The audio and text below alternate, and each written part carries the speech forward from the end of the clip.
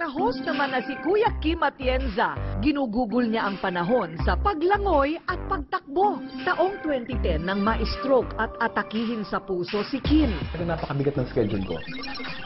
But the stroke was bound to happen. Whether mabigat ang schedule mo o hindi, stressed ka o hindi, akala ko talaga mamamatay na ako. Mabuti na lamang at naagapan. Mula nang malampasan ni Kim ang banta ng matinding karamdaman, hindi na siya nagpatumpik-tumpik. Bumalik din si Kim sa kanyang healthy lifestyle. Alas 6 ng umaga tuwing Martes at Huwebes, nagpapapawi si Kuya Kim habang iniikot niya sa pagtakbo ang buong Dasmariñas Village sa Makati. Kasama ko sa team kata si Gilbert Remulla, of course. Nakagandang si Bel Daza. Hello! Carlos, the beautiful Ann Curtis. Para talaga mag-exercise kasi ang pag-ensayo ay maganda para sa puso natin, para sa katawan natin, para sa itsura natin, at para sa ugali natin.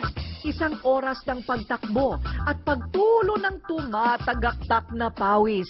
Imbis na tubig ang inumin ni Kuya Kim, inuming kulay berde o green ang ipinakita niya sa amin. Yung barley by itself ay rich in vitamins and rich in antioxidants. Kailangan natin yan para mag-recover yung katawan natin at para hindi tayo kumanda ng mabilis. Nagustuhan niya, so yun ang ginagamit niya ngayon tuwing. Actually, hindi lang sa tuwing tatakbo araw-araw niyang iniinom. Mayaman kasi ang barley sa natural nitong enzyme, folic acid, chlorophyll, organic sodium at marami pang iba. Pwedeng 2 capsules o 3 capsules twice a day. Pero pag kami mga sakit na at maramihan na yung kailangan niya, yung juice powder na yung pinagagamit ko. Kasi mas marami kang kailangan na mga nutrients para sa katawan. Yan ang sekreto.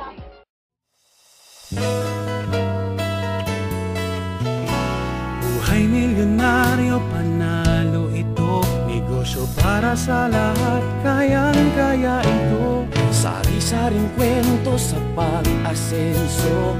Dati nakatungo, ngayon'y taas noo. Huwag ka lang susuko at baka ika'y matumba. Konting kilos lang, konting sipag lang, at balang araw iyong makakamtang tagumpay sa kamay, ginhawa sa buhay.